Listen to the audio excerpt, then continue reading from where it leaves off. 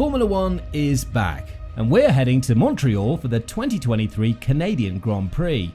There's plenty to look forward to at this challenging circuit, so let's jump right in and tell you 5 reasons why the Canadian Grand Prix is unmissable.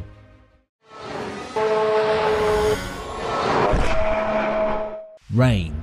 Well, if you ask any F1 fan what they think of when you say the Canadian Grand Prix, we're betting there's only going to be one answer: rain. The location of the Montreal circuit high up the northern hemisphere makes this the one circuit on the F1 calendar that is most susceptible to rain, and over the years there have been some brilliant races in the wet. The most memorable of them came in 2011 when a brilliant Jenson Button took victory against all odds in his McLaren. In a race that lasted 4 hours and 4 minutes, yes, you heard that right, it became arguably the craziest F1 race ever to take place. It was wet, and the race started behind the safety car. Lewis Hamilton, also of McLaren, and Red Bull's Mark Webber collided at the first corner. Hamilton then hit his own teammate Button on lap 7 and retired. Button was to later get a penalty for speeding in the pit lane and clashed with Ferrari's Fernando Alonso and dropped to last. The weather then got so bad that it caused a 2-hour delay, but almost as soon as they got racing again, the 6th safety car of the day was called out. That led Sebastian Vettel to lead for the majority of the race, but even the imperious German made a mistake and went wide at turn 6, allowing Button to squeeze past and take the win. It's gone down as an all-time great race, and an all-time great drive from Button, but can the crop of 2023 do similar?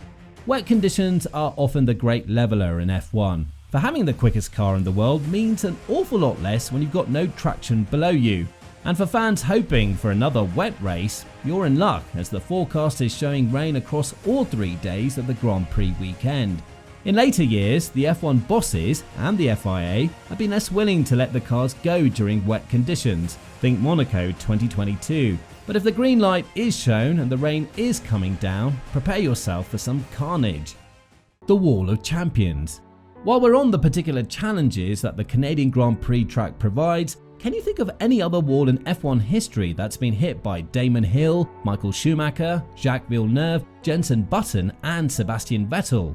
That's right, everyone say hello to the infamous Wall of Champions. To the naked eye, this particular piece of barrier doesn't look like much, but in the past it's claimed the races of some of the finest names in F1 history.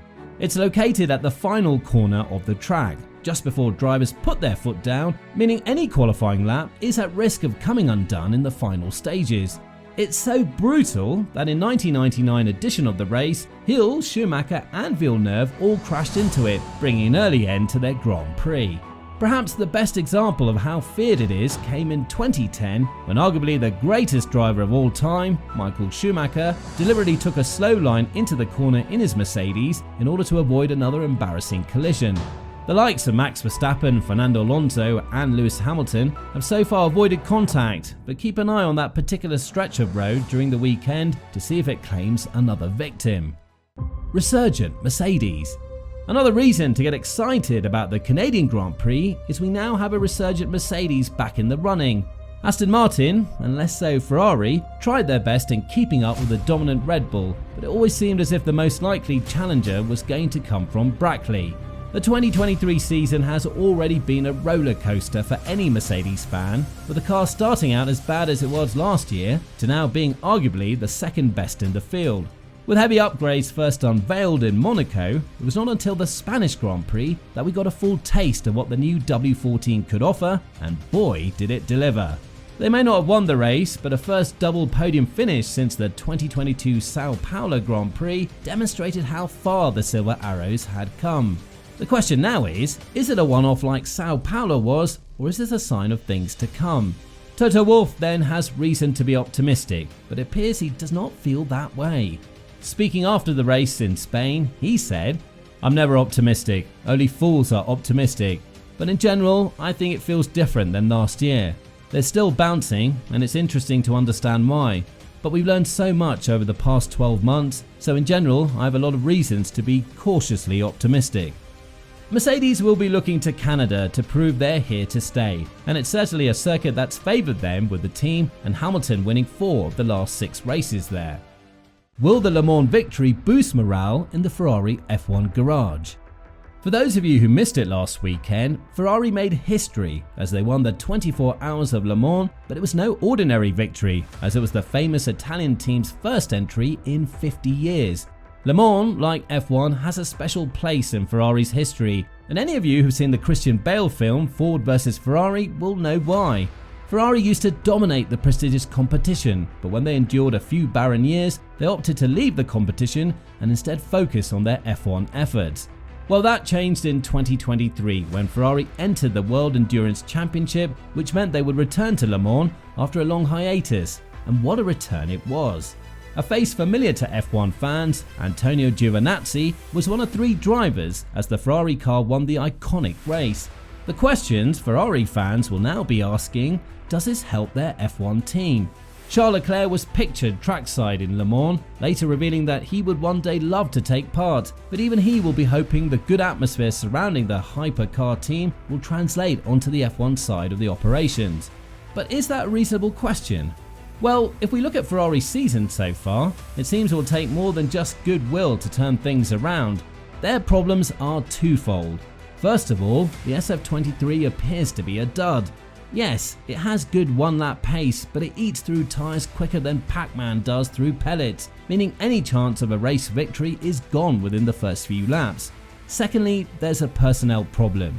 You may have noticed over the last few months a number of key and senior Ferrari figures jumping ship and moving across to other teams, but have you wondered why that is?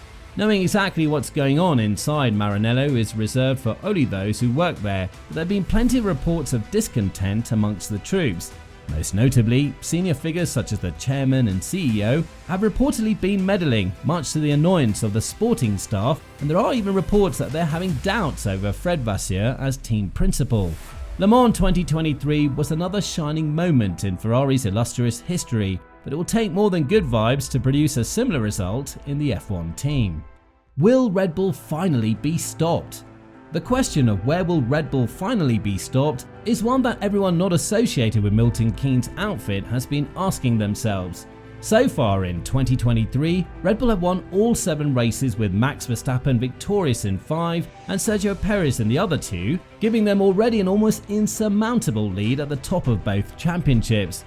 The reality is that it would take the biggest of all collapses for Red Bull not to win both championships this year, but to win every single race is another challenge altogether. It's something that's never been achieved in the history of Formula 1, with the McLaren team of Ayrton Senna and Alain Prost coming closest as they failed to win just 1 race in the 1988 season, but even that year only had 16 races. It's unreasonable to think Red Bull's dominance will continue all season, so the question is, where will they slip up? The answer could very well be Canada. The Montreal circuit is not one that has treated Red Bull kindly in the past, and they've only won 3 times there. Before Max Verstappen's victory in 2022, it'd been 7 years since their last success, and even during Sebastian Vettel's dominant run from 2009 to 2013, he was only able to win the race just once. So could Montreal break Red Bull's streak? The circuit is fast and low downforce, but it's also one with a lot of heavy braking corners, meaning the RB19 car may not be able to flex its top speed muscles as much as it usually does. To bet against Red Bull at this stage seems foolish, but don't be surprised if the circuit Gilles Villeneuve throws up another shock. So there you have it, and hopefully by now you should be pretty hyped up for this weekend's Canadian Grand Prix. While we all wait for race day, make sure you're subscribed so you never miss a video here on the DRS Straight.